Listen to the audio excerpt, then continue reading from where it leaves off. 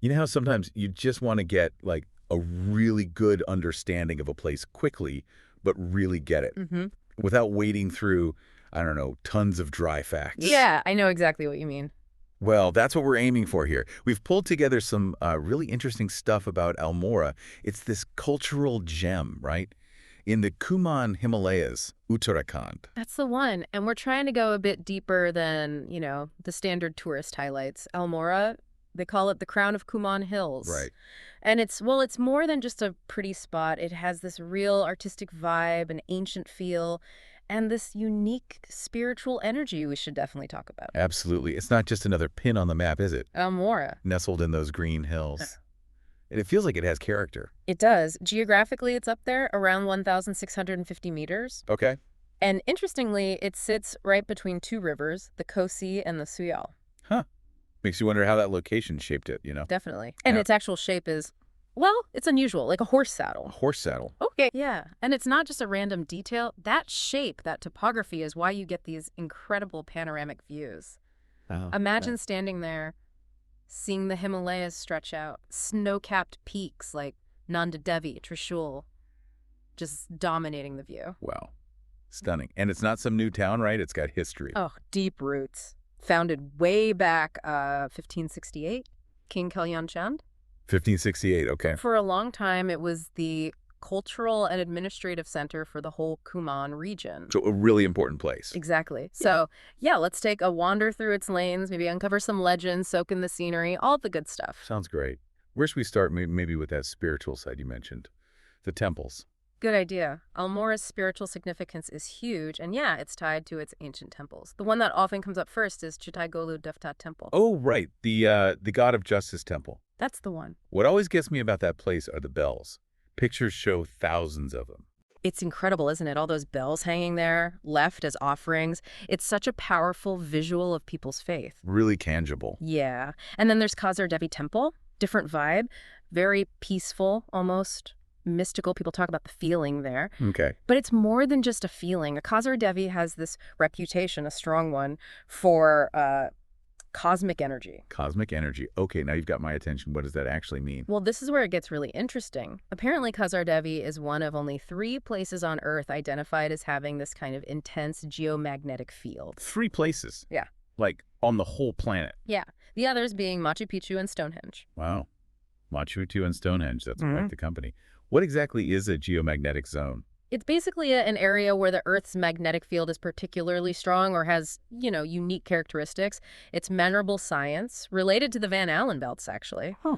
And this specific field at Kasar Devi, well, the belief is that it drew people there. Mystics, artists, thinkers. Swami Vivekananda visited. Swami Vivekananda. Okay. Bob Dylan spent time there. Even Carl Jung, the psychoanalyst. Carl Jung.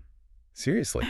What were they all sensing there? Makes you wonder. It really does, doesn't it? Yeah. What did they experience in that unique environment? It adds a whole different dimension to the place. Definitely. And then right in town, there's the Nanda Devi Temple. Sounds central. Absolutely central. It's really at the heart of Almora's religious life. And I bet festivals there are something else. Oh, yeah. During things like the Nana Devi Mela or the Yogeshwar Monsoon Festival, the town just comes alive. It's Mhm. vibrant, immersive, a real cultural experience if you get the chance. Okay, so we've got the spiritual side, the history. But what about nature lovers? I mean, Himalayas, right? Must be stunning scenery. Absolutely. If you love nature, Almora delivers. Think dense forests all around pine, oak, rhododendron, just stretching out. Sounds peaceful. It is. And remember those panoramic views we talked about? Yeah, from the horse saddle shape. Right. Well, Bright End Corner is the spot for that, especially sunrise and sunset. People rave about it. I can picture the light on the peaks. Amazing. What about, like, wildlife or hiking trails further out? Good question. About 30 kilometers away, there's the Binsar Wildlife Sanctuary. Okay, Binsar, what's there? Well, it's a proper sanctuary. You might see leopards. That birds, wow. Yeah, and barking deer, lots of different animals. And birds, hundreds of bird species. So great for wildlife enthusiasts. Definitely puts it on the map for nature lovers. For sure. And if you want something closer, maybe less wild, there's Deer Park in Martola. Nice quiet spots for, a picnic or just a peaceful walk. Nice. So spiritual depth, natural beauty. Mm-hmm. What about the local culture itself? Kumaoni culture, right? Is it very distinct? Oh, very distinct. The music, the dance, festivals, the food, it all has its own Kumaoni flavor. Like what kind of dances? There's a famous folk dance called cholia. It's really vibrant, energetic, often performed at weddings, tells stories through movement. Sure. And the music? You hear instruments like the hudka and pole drums. The music can be really soulful, quite evocative. It definitely transports you. Sounds like it. And what about crafts? Can you find local artwork in the markets? Oh, yes, the markets are great for that. You'll find things like Angora, wool products, shawls, sweaters, that kind of thing. Soft stuff. Yeah, lovely. And copperware, they do intricate copper crafts. Also, look out for Pahadi paintings, local style, often depicting nature or deities. So unique souvenirs, not just the usual tourist stuff. Exactly, a real connection to the local artistry. Okay, you mentioned food earlier. I'm always interested in the food. What should someone absolutely try in Almora? Right, the food. It's generally comforting, hearty, but with unique flavors. You have to try ponki chutney. Ponki chutney. Isn't pong. It's made from hemp seeds, not the leaves. It gives it this nutty, tangy flavor. It's delicious, not intoxicating. Ah, okay. Good clarification. What else? Alukagutke. Sounds simple. It's spiced potatoes, but the way they make it is just incredibly tasty, a staple there. Okay, potatoes are always good. What about sweets? Ah, sweets. The absolute must-try is bal mithai. It's the Almora signature sweet. Balmitai. What's it like? It's like a rich, dark brown fudge made from roasted koya and then coated in these tiny white sugar balls. Oh, wow, that sounds amazing. Like chocolate fudge, but different. Sort of, but uniquely Kumaoni. Yeah. Very rich, very sweet. And then there's singari.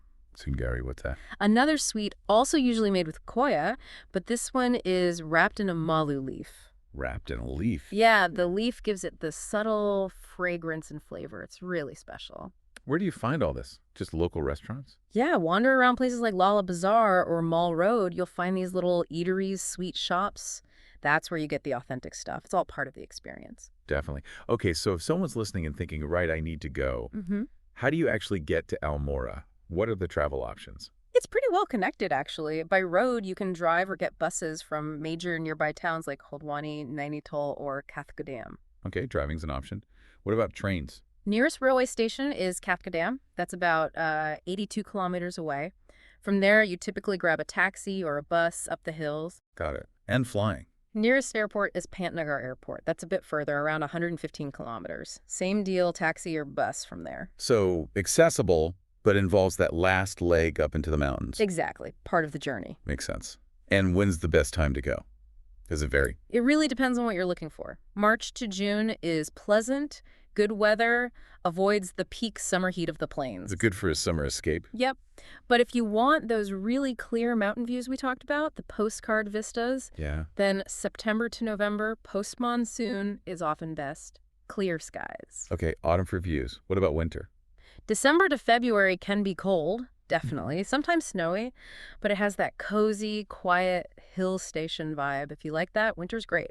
Different experiences depending on the season then. Totally. So, wrapping things up, Almora. It really does sound like more than just a destination, doesn't it? Absolutely. It's an experience. It's about connecting with something. Timeless beauty, maybe? Spiritual peace, for sure, that artistic vibe. Yeah. The ancient temples that talk of cosmic energy. Right. That plus the incredible nature, the unique culture. It offers a lot on different levels. It feels like the kind of place that encourages you to just slow down. Exactly. Breathe the mountain air, maybe reconnect a bit. Yeah. And it leaves you thinking, doesn't it? That whole idea about Kasar Devi and the cosmic energy, whether you fully buy into it or not, the idea that certain places might have this unique quality. It makes you wonder about your own travels. Maybe look for places with that kind of resonance. It does, or even just reflect on whether there are places in your own life that have a special energy, perhaps. Or maybe it sparks curiosity about the science, like those Van Allen belts we mentioned. How do these things affect us? Right. Something to ponder. Definitely. A fascinating place.